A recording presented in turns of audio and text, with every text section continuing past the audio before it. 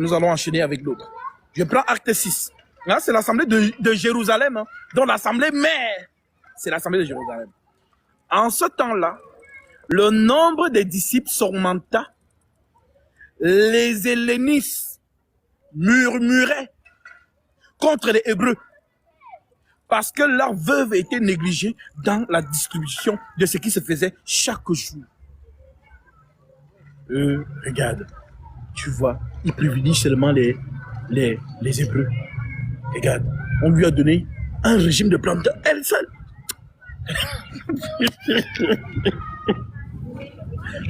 Pourtant, regarde. Hey, non, franchement, l'église ici. Oui. Dans l'assemblée de Jérusalem. C'est ce qui est écrit. Les hellénistes murmuraient. Et Dieu déteste les murmures. Je vous dis, les murmures là, il a failli tuer tout le monde au désert. Juste à cause des murmures. Nombre 16, allez lire. Il a failli finir avec Myriam à cause des murmures.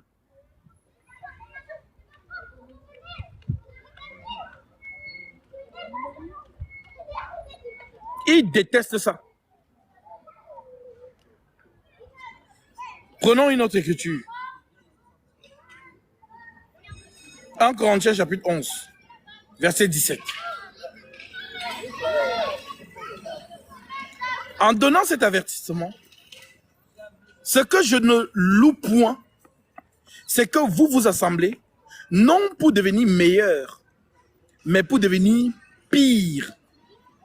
Et d'abord, j'apprends que lorsque vous vous réunissez en assemblée, il y a parmi vous des divisions. Non, moi je ne parle pas avec la sœur là. Avec ce qu'elle m'a fait, non, je ne suis pas d'accord. Lui, oh non, le frère là, franchement, moi je ne parle pas avec lui. Des divisions. L'assemblée de Corinthe. C'est écrit. Et d'abord, j'apprends que lorsque vous vous réunissez en assemblée, il y a parmi vous des divisions. Et je le crois en partie. Car il faut qu'il y ait aussi des sectes parmi vous. Afin que ceux qui sont approuvés soient reconnus comme tels. Lors donc que vous vous réunissez, ce n'est pas pour manger le repas du Seigneur. Car quand on se met à table, chacun commence par prendre son propre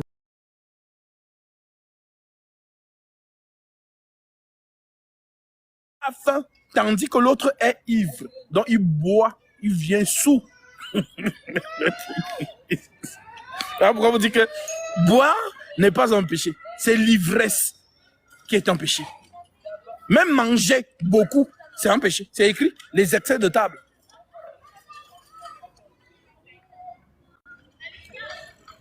Car quand on se met à table, chacun commence à prendre son propre repas. Et l'un a faim tandis que l'autre est ivre. N'avez-vous pas des maisons pour y manger et boire? Donc Paul dit, si vous voulez boire, buvez chez vous, mangez chez vous. Ou méprisez-vous l'église de Dieu et faites-vous honte à ceux qui n'ont rien. Ça veut dire qu'elle mange, la sœur qui est à côté, elle n'a rien. Elle ne donne pas, elle mange. C'est l'église. Parce que comme vous ne comprenez pas le message de l'arche de Noé, dans l'arche de Noé, il y a des crocodiles. Et le crocodile a son comportement. Dans l'arche de Noé, il y a des serpents. Le serpent a son comportement. Dans l'arche de Noé, il y a des varans. Il y a des colombes. La simplicité. Il y a ce sont des personnes tellement gentilles. Les colombes. Il y a des gazelles inoffensives. Maintenant, quand une gazelle ou une colombe est devant le crocodile, des lions, des léopards, exactement, des félins, c'est l'église. Alors, dans Jésus-Christ, mes frères et sœurs, on se supporte les uns les autres. Parce que la révélation est celle-ci. Lorsque je regarde le frère qui est assis à côté de moi, ce n'est plus lui que je vois. Si tu penses que c'est la sœur Vanessa qui est assise à côté de toi, c'est que tu n'as rien compris. Vanessa, c'est un membre du corps de Christ. Donc, en réalité, c'est Jésus qui est assis à côté de toi. Le frère que tu vois, ce n'est pas le frère Frédéric, c'est Jésus. C'est un membre du corps de Christ. Lorsque tu as vraiment cette compréhension des choses, ça va t'amener à te comporter vraiment d'une manière avec les membres là. C'est quand tu n'as pas la révélation que le membre là c'est Jésus, que tu le parles n'importe comment. Toi aussi, toi vraiment, non, ne me parle pas comme ça. Oui, c'est pas parce que nous sommes dans l'église. Tout ça, ce sont des personnes qui n'ont pas la révélation que chaque membre c'est Jésus. Lorsque Paul était sur le chemin de Damas pour aller persécuter les chrétiens qui étaient là-bas, Jésus a dit, Saoul, Saoul, pourquoi me persécutes-tu? Mais on n'a pas vu où Saoul a persécuté Jésus directement. Mais à qui Jésus fait référence lorsqu'il dit, pourquoi me persécutes-tu?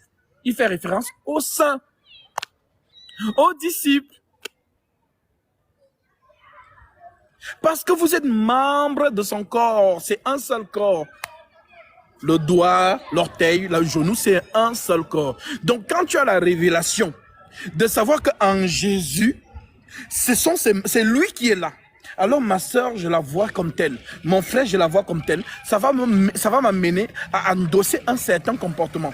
Si ma soeur m'a offensé, l'Écriture dit de supporter l'injustice. C'est l'Écriture qui dit ça. Pourquoi? Parce que c'est Jésus qui a supporté l'injustice.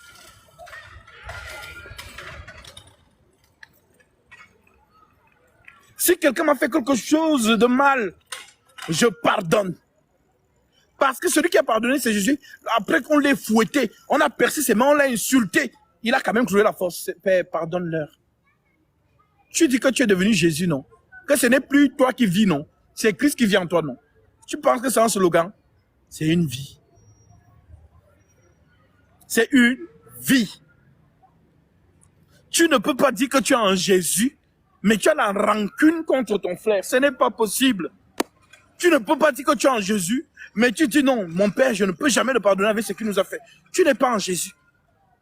Parce que le symbole même d'un enfant de Christ, c'est le pardon. Pardonne-nous nos offenses. Comme nous pardonnons à ceux qui nous ont offensés. Jésus nous a pardonné. Alors nous sommes des petits Jésus et nous faisons l'œuvre de notre Père. Nous exerçons la miséricorde, le pardon. Même si tu me fais quoi? Pour Jésus, je te pardonne. Donc toi qui as une rancune dans ton cœur, peu importe ce que ta mère, ton père, ton frère, ton ami, ton collègue, je ne sais pas qui t'a fait quoi, pardonne. Le cœur du Seigneur n'est que pardon. Exerce la miséricorde, miséricorde, miséricorde, miséricorde, la miséricorde. On te dit de supporter l'injustice. C'est l'Écriture. Je te lis cette Écriture.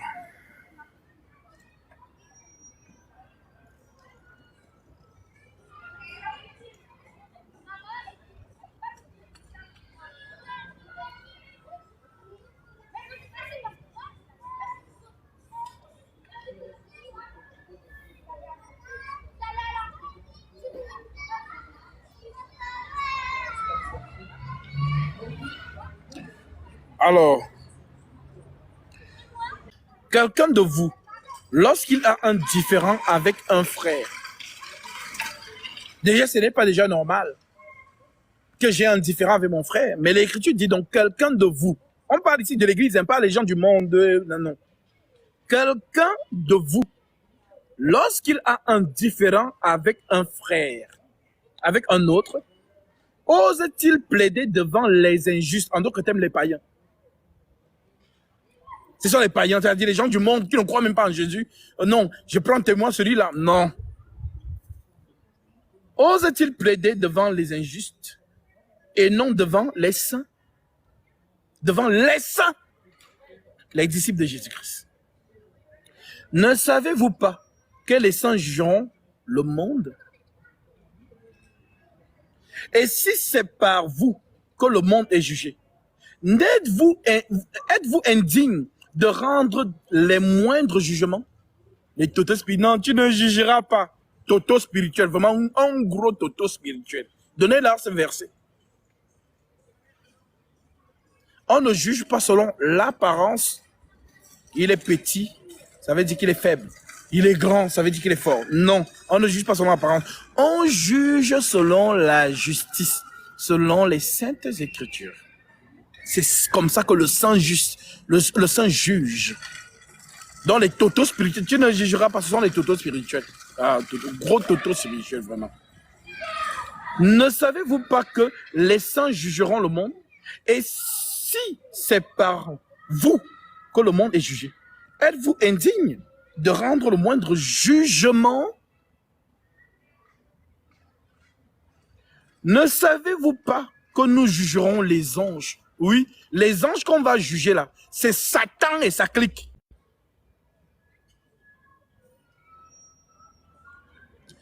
Et non, nous ne jugerons pas, à plus forte raison, les choses de cette vie. Quand donc vous avez des différends pour les choses de cette vie, ce sont des gens dont l'Église ne fait aucun cas, que vous prenez pour juge. Je le dis à votre honte.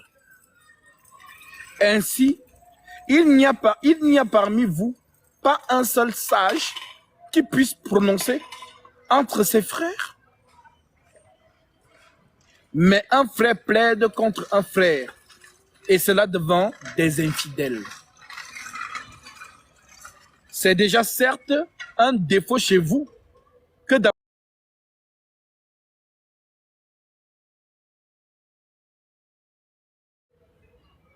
Pourquoi ne souffrez-vous pas plutôt quelques injustices? Pourquoi ne souffrez-vous pas quelques injustices? Non, elle m'a fait ceci. Non, moi je suis pas d'accord. Non, vraiment, non. Moi, si c'est comme ça, je pars de cette église. Oui, pars. Si c'est Christ qui t'a ramené dans son église, tu resteras. Mais si ce n'est pas lui qui t'a ramené, tu partiras. Parce que dans l'église de Jésus, on se supporte les uns les autres. On est dedans jusqu'à la gare. Voilà. Jusqu'à la gare.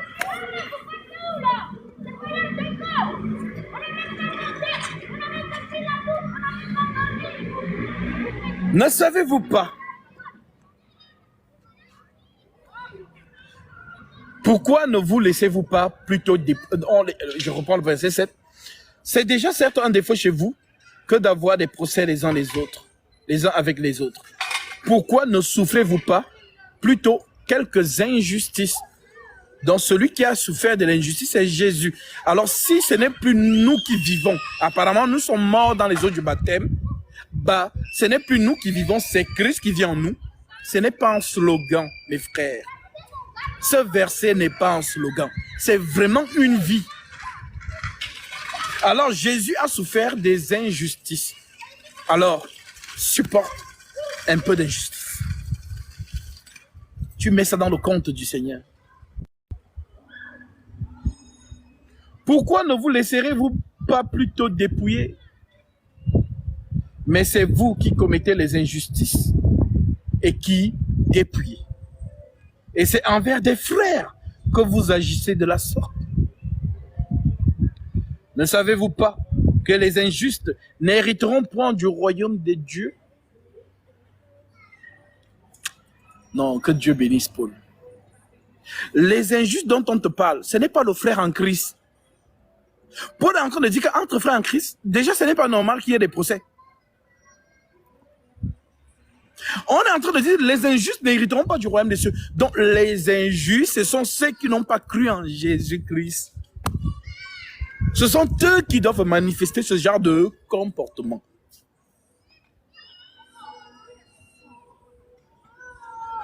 Que Dieu nous aide. Je vous ai dit la bonne compréhension de la parole. Ça délie, je t'assure. Vous connaîtrez la vérité et la vérité vous affranchira. Lorsque tu as la bonne compréhension de la parole, je comprends pourquoi Jésus dit la bonne terre est celle qui entend la parole et qui la comprend. C'est important.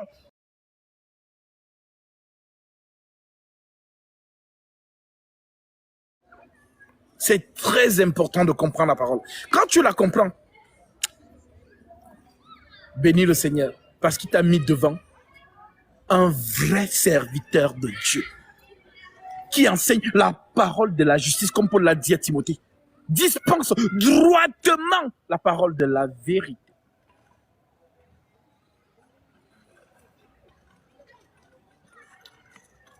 Parce que la capacité de, quand tu comprends ça, non, tu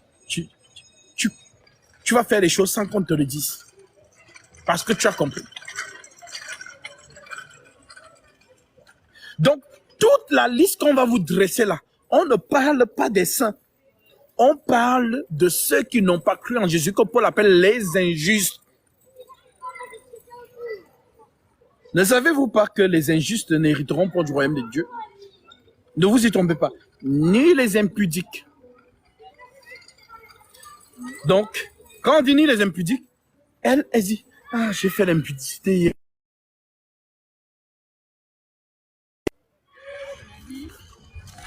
Quand elle entend ni les impudiques, elle se dit, ah, j'ai fait l'impudicité hier. Je n'hériterai pas du royaume. Tu vois, c'est le danger de ne pas comprendre la parole. Les impudiques, ce sont ceux qui n'ont pas cru en Jésus-Christ. Souvenez-vous ce que je vous ai dit. En Jésus-Christ, on ne parle plus de péché qui mène à la mort. En Jésus, on parle du péché qui ne mène point à la mort. Car il y a un frère qui a pris la femme de son père. Il a couché avec elle. Paul l'a jugé, ce frère. Il a dit que sa chair soit vouée à Satan pour la destruction de la chair et que son esprit soit sauvé au jour du Seigneur.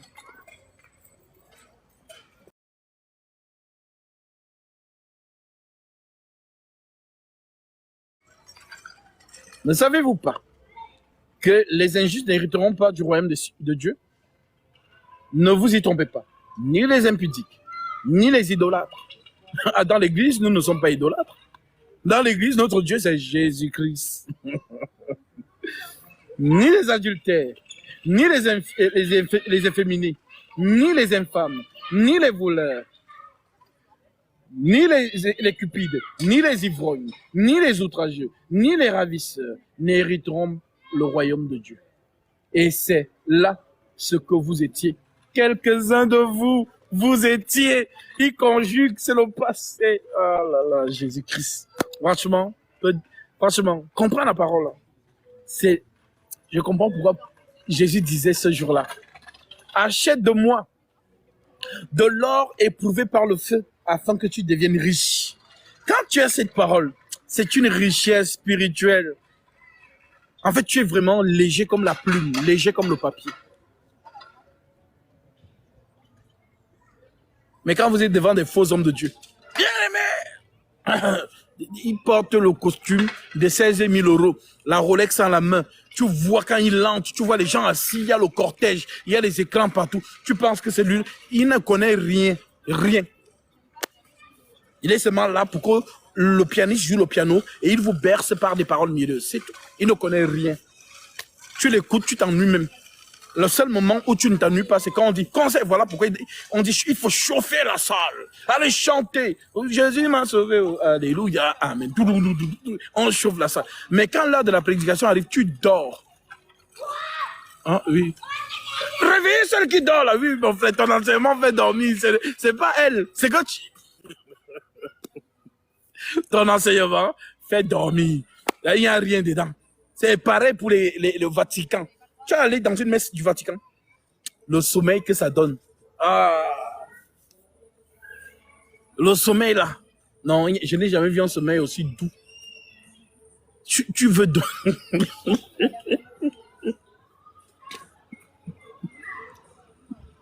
Oh purée. Franchement. Non, franchement frère. Remerciez le Seigneur de vous mettre devant un vrai disciple ayant le don ministériel. C'est un don. On ne l'apprend pas. C'est vraiment un don. Le don, c'est quelque chose qui ne s'apprend pas. Nous allons nous arrêter ici. Et voilà, que Dieu vous bénisse. On a commencé à